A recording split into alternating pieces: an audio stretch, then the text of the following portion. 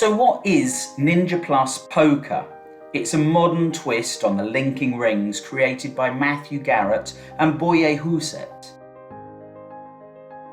And it's perfect for both professionals and beginners. What separates it from other linking ring effects is that multiple poker chips join onto the rings and can be examined. The poker chips can fall from ring to ring, one at a time or both together, which makes for incredibly strong visual magic.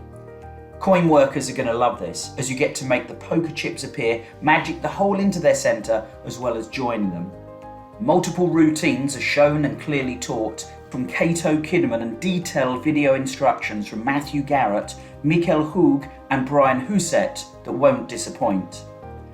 Ninja Plus works in all situations, walk around, close up and table magic. The bright colours and size of this set make it work well for parlour and for small stage up to about 150 people.